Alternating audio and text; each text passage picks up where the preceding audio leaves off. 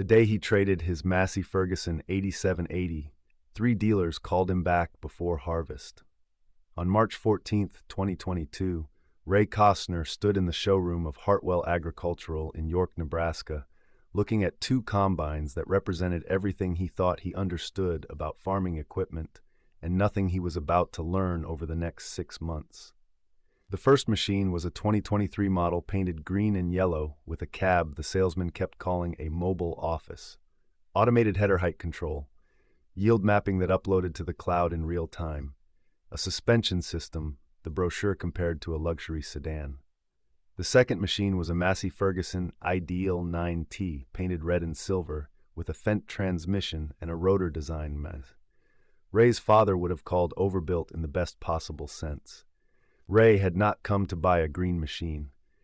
He'd come to look at the Massey Ferguson 9T because his current combine, a 2018 Massey Ferguson 8780 XP with 2,890 separator hours, was running fine but approaching the point where Ray's accountant had suggested he could justify a trade without taking a tax penalty. Ray didn't need a new combine, but the 8780 was paid off, and the tax advantage was real. And Ray had started the conversation with Hartwell because they'd sold him the 8780 4 years earlier and had serviced it without drama ever since. The salesman's name was Todd Emmerich. He'd been at Hartwell for 9 years. He knew Ray's operation. He knew Ray ran ones in 840 acres of corn, soybeans, and wheat. He knew Ray's father had farmed the same ground until 2009 when a stroke forced him to retire early. He knew Ray had bought Massey Ferguson equipment almost exclusively since taking over in 2010, not out of sentiment, but because the machines worked and the dealer honored their word. Todd walked Ray around the Massey Ferguson 9T and pointed out the larger rotor, the increased cleaning capacity, the horsepower bump from the 8780. He quoted a trade-in value of $287,000 on Ray's 8780 and a final price of $586,000 on the 9T after all incentives. Ray asked about financing. Todd said 3.9% over 7 years was available through Massey Ferguson Credit. Ray said he'd think about it. Then Todd said, "Before you go, let me show you something." They walked to the other side of the showroom. The green combine sat under lights that made the paint look deeper than it probably was in daylight. Todd opened the cab door. Ray climbed the steps. The interior looked like the cockpit of a commercial airliner. Touch screens on both armrests, a display panel that curved across the entire dash, leather seat with ventilation and lumbar support that adjusted in 8 directions. Todd stood at the bottom of the steps and said, "This is the S790. It's their flagship. Fully automated grain management. The machine reads crop conditions in real time and adjusts rotor speed, concave clearance, fan speed, and sieve openings without operator input. You set your target loss percentage at the start of the season, and the machine optimizes itself to hit it in every field." Ray didn't say anything. He sat in the seat. It was the most comfortable seat he'd ever sat in on a piece of farm equipment. Todd said it's also $40,000 less than the 9T after trade-in. Ray looked at him. "How much less?" "I can get you into this machine for $546,000 with your A780 on trade.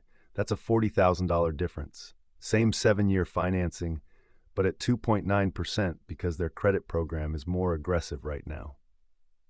Ray asked why the green machine was cheaper if it had more technology. Todd said, "Volume. They move more units. Massey Ferguson builds a hell of a combine, but they don't have the market share to offer the same incentives. It's not about the machine. It's about the economics." Ray climbed down from the cab. He walked around the S790. He looked at the header, the tires, the grain tank. Everything looked solid. Everything looked engineered. He asked Todd how many of these he'd sold. 17 in the last 2 years, Todd said. "I've got customers running them on 3,000-acre operations. No complaints. The automation works. The ride quality is real. And if something goes wrong, parts availability is better because of the dealer network size." Ray said he'd think about it. Todd said, "Ray, I'm not trying to talk you out of a Massey Ferguson. You know I'd sell you the 9T today and feel good about it. But I'd be doing you a disservice if I didn't show you a machine that saves you $40,000 and does everything the 9T does with better resale value down the line. Ray drove home. He didn't tell his wife Linda about the green combine. He didn't tell his hired man Carl. He just went out to the equipment shed and stood looking at his 8780 in the evening light. The machine had 2,890 hours on it. In 4 years, it had required one bearing replacement on the feeder house, one hydraulic line, and routine maintenance. No major repairs, no breakdowns during harvest, no warranty disputes. It had done exactly what Ray had bought it to do. But $40,000 was $40,000. If you're still watching, you understand something about equipment decisions that most people don't. You understand that the moment a farmer starts justifying a choice with savings instead of performance, the decision has already shifted. And once it shifts, it's almost impossible to shift it back without consequence. This channel exists because these stories matter, because the decisions made in dealer showrooms shape what happens in the field, and because someone needs to remember what those decisions cost when the savings turn out to be something other than savings. If that's the kind of story you value, subscribe. We're not going anywhere. Neither are these machines. Ray went back to Hartwell on March 21st. He brought his accountant, a man named Gene Hofstetter, who had been doing Ray's books since 2012. Gene looked at both combines. He looked at the financing terms. He looked at the trade-in values. He said the $40,000 difference was significant, and that the lower interest rate on the green machine would save another $80,200 over the life of the loan. Gene said, if the machines perform the same, the S790 is the better financial decision. Ray asked if they performed the same. Gene said, I'm an accountant, Ray. I can't tell you that, but Todd says they do, and he's been straight with you before. Ray signed the paperwork on March 23rd. The S790 was delivered on April 2nd. Ray's 8780 was picked up the same day. Ray watched the truck pull out of his driveway with a machine that had never let him down, and he told himself he'd made the right decision. The S790 sat in Ray's equipment shed for 6 weeks before he used it. Wheat harvest in south-central Nebraska doesn't start until late June. Ray spent that time preparing the machine. He read the operator's manual cover to cover. He watched the training videos the dealer had provided. He programmed the yield monitors, calibrated the moisture sensors, and ran the self-diagnostic systems. Everything checked out. On June 28, 2022, Ray pulled the S790 into his first wheat field. The crop was ready. Test weight was good. Moisture was at 12.8%. Conditions were ideal. Ray engaged the header. The machine moved forward. The automation system activated. Ray watched the display screens adjust rotor speed, concave clearance, and fan settings in real time based on crop flow sensors. It was impressive. The cab was quiet. The ride was smooth. The grain tank filled quickly. After 2 hours, the first problem appeared. The center display screen flickered, went black, then rebooted. When it came back online, the automation system had reset to factory defaults. Ray stopped the machine. He reprogrammed the settings manually. He re-engaged the header.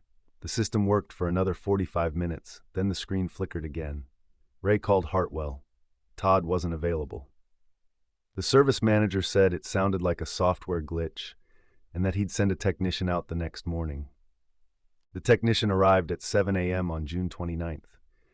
His name was Scott.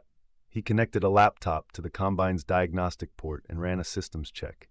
He said the display screen was losing communication with the main controller. He said it was a known issue on early-run S790s and that the fix was a software update. Scott uploaded the update. It took 40 minutes. He restarted the system. Everything appeared normal. Scott said, "You should be good now. Call if it happens again." Ray went back to the field. The combine ran for 3 hours without issue. Then the screen went black again. Ray called Hartwell. The service manager said, "Bring it in. We need to replace the display unit." Ray said, "I'm in the middle of wheat harvest." The service manager said, "I understand, but if it's a hardware issue, we can't fix it in the field." Ray finished the day using the manual controls. The combine still worked. The automation was down, but the rotor, the cleaning shoe, the header, all of it functioned. He just had to adjust settings himself the way he'd done on every combine he'd ever run before the S790. He brought the machine to Hartwell on June 30th. They kept it for 2 days. They replaced the display unit, they tested it, they said it was fixed. Ray picked it up on July 2nd and went back to the field. The new display unit worked for 6 hours. Then it went black again. This time Ray didn't call. He just kept harvesting. He ran the combine manually. He adjusted the concave by hand. He set the fan speed based on straw buildup. He monitored grain loss by watching the sample in the tank and checking the tailings return. It wasn't automated, but it worked. By July 8th, Ray had finished his wheat, 640 acres. Average yield was slightly below county average, but that wasn't the combine's fault. The crop had been stressed by late spring cold. Ray unloaded the grain, parked the S790, and called Hartwell again. Todd answered this time. Ray explained what had happened. Todd said, "Ray, I'm sorry. This shouldn't be happening. Let me escalate this to the regional service team. We'll get it handled." Ray said, "Todd, I've got soybeans starting in 8 weeks. I need this machine working." Todd said, "It will be." It wasn't. The regional service team arrived on July 14th. 2 technicians spent 4 hours running diagnostics. They replaced the main controller. They replaced the wiring harness between the controller and the display. They replaced the touchscreen interface on the right armrest. They said the problem was a cascade failure in the communication network, and that replacing the hardware would solve it. Ray asked if they were sure. The lead technician said, "We've replaced every component in the communication chain. If it fails again, it's a fundamental design issue, and will need to involve engineering." Ray asked what that meant. The technician said, "It means we'd have to wait for a factory solution." Ray asked how long that would take. The technician didn't answer. The S790 worked without issue for the next 5 weeks. Ray started thinking the problem was solved. He prepared for soybean harvest. He checked the machine daily. Everything seemed stable. On September 6, 2022, Ray pulled the S790 into his first soybean field. The crop was dry. Conditions were good. The machine ran for 2 hours. Then the display screen went black again. This time, Ray didn't stop. He kept harvesting. The screen rebooted. It went black again. He kept going. The automation system was completely offline, but the machine still threshed, still cleaned, still unloaded. Ray ran it manually for the next 6 days. On September 12th, while unloading into a grain truck, the combine's engine management system threw a fault code. The machine went into limp mode. Ray shut it down. He called Hartwell. Todd said, "Ray, I don't know what to tell you. This is beyond anything we've seen." Ray said, "I need a combine, Todd. I've got 1,200 acres of soybeans left and a weather window that's closing." Todd said, "Let me make some calls." Ray sat in the cab of his truck in the middle of his soybean field and felt the specific weight of a decision that 6 months earlier had seemed financially sound and was now costing him days he couldn't afford to lose. He called Linda. He told her what happened. She asked what he was going to do. Ray said, "I'm going to find a combine." By 4 p.m. on September 12th, Ray had rented a contractor's Massey Ferguson 8730 to finish his harvest. The machine had 4,200 hours on it. The cab smelled like diesel and worn upholstery. The seat didn't adjust in 8 directions. There was no touch screen. There was no automation. Ray climbed into the cab, started the engine, and pulled into the field. The machine ran flawlessly for the next 11 days. Ray finished his soybean on September 23rd. He returned the rental combine and paid $14,800 for its use. The S790 sat in his equipment shed. Hartwell had sent another technician. The technician said the fault code was related to the communication failure. He said the engine management system had shut down because it wasn't receiving data from the main controller. He said they needed to order a new engine control module. Ray asked when it would arrive. The technician said, 3 to 6 weeks. It's back-ordered. Ray said, "I just paid $14,800 to rent a combine because this machine doesn't work."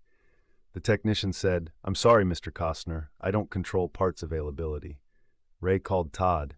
Todd said he'd talked to his regional manager about compensation for the rental. On October 3rd, Todd called back. He said the company was offering a $4,500 goodwill credit toward future parts or service. Ray said, Todd, I spent $14,800 renting a combine to finish a harvest because the machine you sold me failed twice during critical work windows. Todd said, I understand, Ray, but that's the authorization I was able to get. Ray hung up. On October 11th, Ray received a call from a number he didn't recognize. The man on the other end introduced himself as Ed Pullman, sales manager at Reinhardt Equipment, a Massey Ferguson dealer in Grand Island, 47 miles north of Ray's farm. Ed said, Mr. Costner, I heard you've been having trouble with your combine. Ray asked how he knew that. Ed said, word travels. I also heard you rented one of our machines to finish your harvest. Ray said that was true. Ed said, I wanted to let you know that if you're interested in getting back into a Massey Ferguson, we'd work with you. Ray said, I just bought the green machine 6 months ago. I'm upside down on it. Ed said, I understand, but we've got some options, and we've also got your old 8780. Ray sat down. You have my 8780? Ed said, we do. Hartwell traded it to us in April. It's been running on a farm outside Palmer ever since. 640 hours added. No issues. The farmer who's been running it is upgrading to a 9T, and we're taking the 8780 back on trade. It'll be available in 2 weeks. Ray said, how much? Ed said, for you, $306,000. That's $19,000 more than Hartwell gave you for it in March. But you already know the machine, and we both know it works.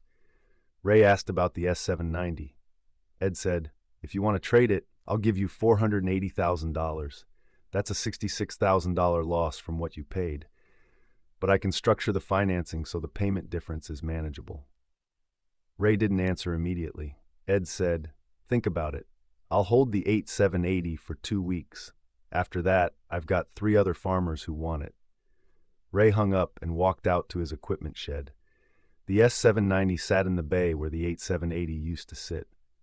It looked perfect. The paint was flawless, the cab was immaculate, the technology was state-of-the-art, and it didn't work. On October 18th, Ray received a second call. This one was from a Massey Ferguson dealer in Hastings. The salesman said he'd heard Ray was having issues. He said they had a 2020 Massey Ferguson 8810 with 1,890 hours available if Ray wanted to make a change. On October 24th, Ray received a third call.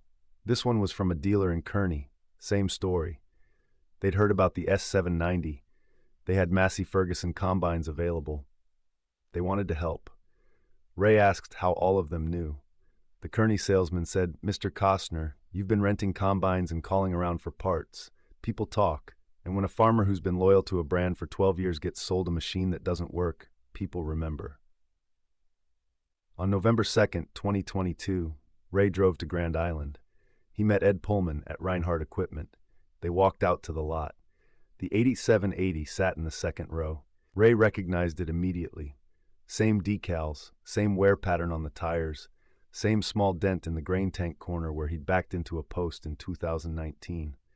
Ray climbed into the cab. It smelled familiar. The seat was worn in the exact shape his body had made over 2,890 hours. He started the engine. It fired on the first try. Ed said, you want to test it? Ray said, I don't need to. Ray traded the S790 on November 9th. He financed the difference. His payment went up by $340 a month. He drove the 8780 home and parked it in the equipment shed in the bay it had left 7 months earlier. Linda came out to the shed. She stood next to Ray looking at the combine. She said, how much did this cost us? Ray said, counting the trade loss, the rental, and the financing difference over 7 years, about $97,000. Linda said, was it worth it? Ray said, I don't know yet. Wheat harvest in 2023 came in late June. Ray pulled the 8780 into the field on June 27th. No touch screens, no automation, no 8-direction adjustable seat. The machine ran for 11 days without a single issue. Ray finished his wheat on July 8th. He parked the combine and sat in the cab for a long time. He thought about March 14th, 2022, standing in the showroom at Hartwell, looking at 2 combines, listening to Todd Emmerich explain why the S790 was the smarter financial decision. $40,000 less up front, lower interest rate, better resale value, all of it true, none of it relevant. Because the one thing Todd hadn't mentioned, the one thing the brochures didn't quantify, The one thing Ray hadn't thought to ask about until it was too late was whether the machine would work when the crop was ready and the weather window was open, and the only thing that mattered was whether the combine ran or didn't. The 8780 ran. It had run in 2018, 2019, 2020, and 2021 when Ray owned it the first time. It had run in 2022 when the farmer in Palmer owned it, and it was running now in 2023 with Ray back in the cab. The S790 that saved him $40,000 cost him $97,000 to escape. On August 15th, 2023, Ray received a letter from the Green Company's customer relations team. The letter stated that after review, they were offering Ray a $12,000 goodwill credit toward the purchase of a future machine, in recognition of the service experience that had fallen below their standards. Ray folded the letter and put it in a drawer. In September 2023, Ray saw Todd Emmerich at the co-op in York. Todd nodded. Ray nodded back. Neither of them said anything. Ray finished his 2023 soybean harvest on October 2nd. The 87 and 80 ran without issue. 4,190 separator hours now. Same machine, same reliability. In December 2023, a farmer Ray knew from the feed mill asked him what he thought of the S790. The farmer said he was thinking about buying one. Ray said, "Don't." The farmer asked why. Ray said, "Because when it works, it's the best combine you've ever run, and when it doesn't, you'll spend more fixing the decision than you saved making it." The farmer bought a Massey Ferguson. In March 2024, Ray attended a farm equipment auction in Aurora. He wasn't there to buy. He was there because it was a Saturday, and auctions were something he'd done with his father. Near the back of the lot, he saw a green S790. 2023 model, 890 hours. The auctioneer opened bidding at $420,000. No one bid. The auctioneer dropped to $400,000, then $380,000, then $360,000. A dealer from 2 counties over raised his hand at $340,000. Sold. Ray watched the buyer walk to the cashier. He wondered if the machine had the display screen problem. He wondered if the buyer knew. He wondered if it mattered. He got in his truck and drove home. The 8780 is still running. Ray will keep it until it doesn't run anymore, and when that day comes, he'll trade it for another Massey Ferguson. Not because of brand loyalty, not because of sentiment, but because he learned something in 2022 that cost him $97,000 to learn. He learned that the cheapest machine is the one that works when you need it to work, and everything else is just a number on a screen that goes black in the middle of the field.